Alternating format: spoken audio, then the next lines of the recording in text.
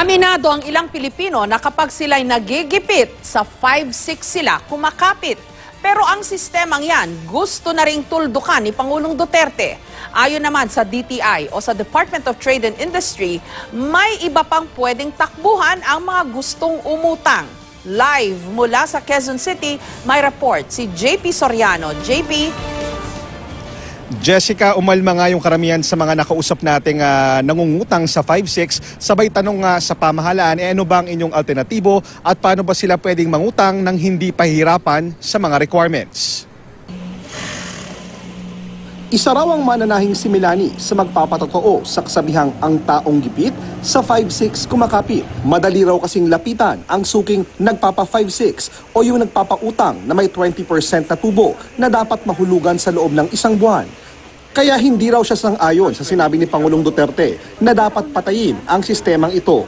Hindi kasama mo na yun sa araw-araw mong pamumuhay. Makakatulong siya. Kasi yun yung madali. Once na nagsabi ka sa kanya na kukuha po ako ng ganito, bigay ka agad. Wala kang pipil-apan, wala ka ng etso-diretso. Bigay ka agad.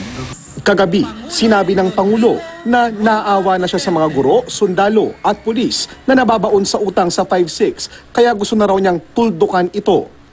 Kung hindi ko mapatay ang sistema, yung nagdadala ng 5-6 na lang ang ating patayin. Mas madali, siguro. Nakausap namin ang isang nagpapautang na 5-6 na si Honey. Pinasidip niya sa amin ang notebook na listahan ng mga napautang nila ng 5-6. Dahil walang kasulatang kasunduan, tiwala lang daw ang puhunan nila. Pero totoo raw na may mga nabaon na sa 5-6. Kasi 5-6, ang bawas sa 500, tapos babayaran mo ng 600, gano'n. So ang tubo, 20%? Oo. Ang laki ng tubo. Yun sinasabi kasi ng Pangulo eh. Ano masasabi mo doon? Yun na kasi yung nakasanayan ng mga tao, 5-6 talaga. Pero tanong ni Honey, bakit kailangan daw silang ipadispatch siya ng Pangulo? Gayong marami raw silang natutulungan. Nakaka-insulto po kasi syempre kami kailangan lang gusto lang din namin tumulong, nilalapitan lang naman din kami ng mga tao.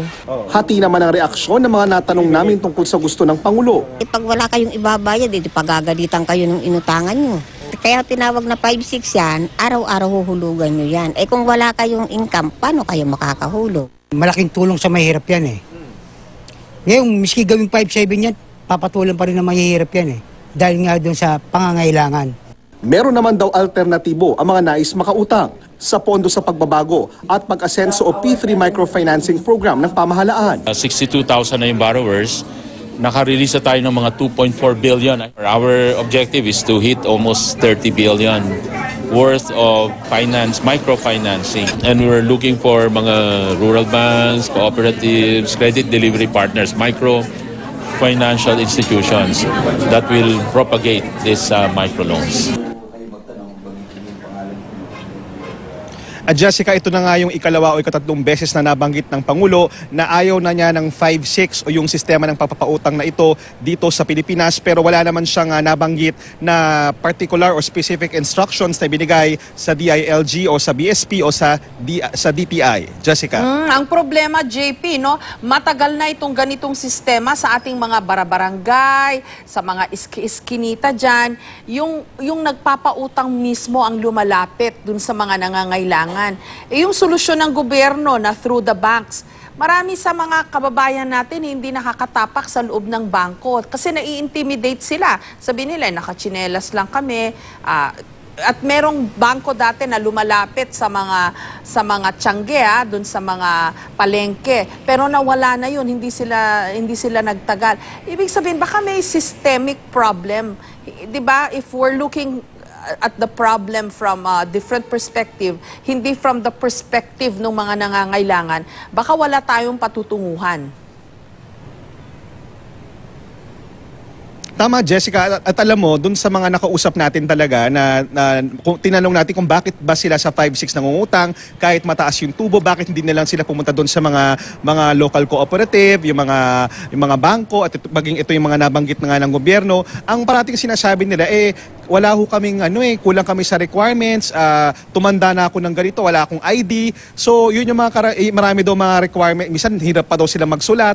So ang dami-dami daw requirement, ito daw 5-6. Isang tawag lang daw nila kapag kailangan talaga nila emergency, nandyan na. Yun nga lang, alam nila na ganun kalaki nga yung tubo, pero kakagatin pa nila talaga ito kasi nga talagang sila talaga yung pinakamabilis na malapitan ng walang requirements. Ika nga, walang pahirapan, Jessica. Halimbawa, yung mga nagtitinda sa mga sidewalk o yung sa mga maliliit na pamilihan, no?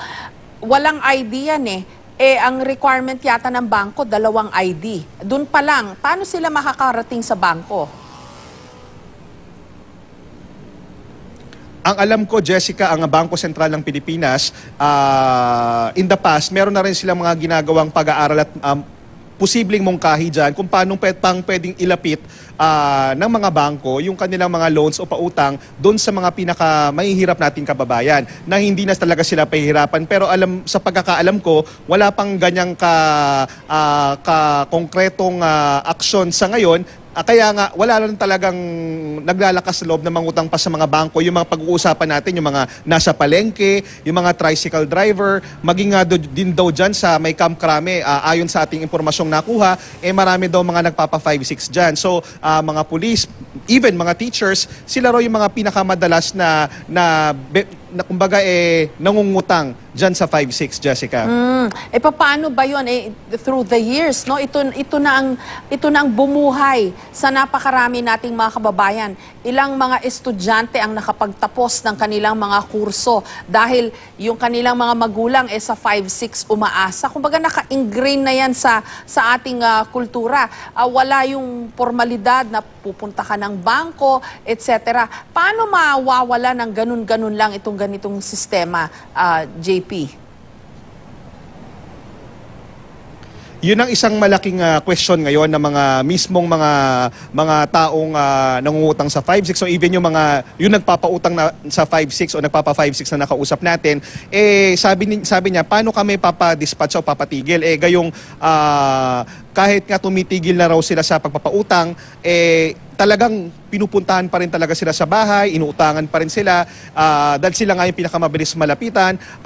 Marami tayong nakausap din kanina, Jessica, meron tayong nakausap doon sa isang palengke, 3 anak niya, yung napagtapos niya, nairaos niya sa pangungutang sa 5-6, nabayaran naman daw niya, awa ng Diyos. Yun nga lang, pahirapan din yung pagbabayad, dahil nga mahirap din ang buhay, Jessica. At saka sa totoo lang, hindi naman ho sa kinukontra ko ng tuluyan, no, itong ganitong sistema. Pero JP, di ba, doon lang tayo sa practical na terms.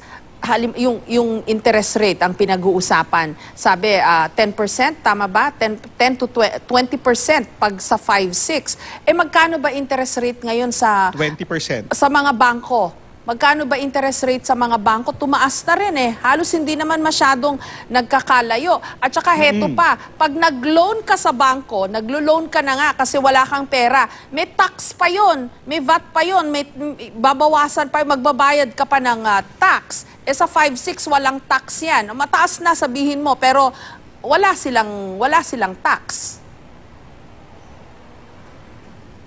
Totoo yun. At kinumpute na yan ng mga mismong itong mga kababayan natin, maano rin to kahit sabihin natin nga sila ay kapos sa buhay, maabilidad din ng mga yan. Kumbaga, alam nila kung bakit sila nangungutang sa 5-6, na-compute na rin nila kung magkano yung kanilang, sila ba talaga ay lugi sa tubong nilalagay.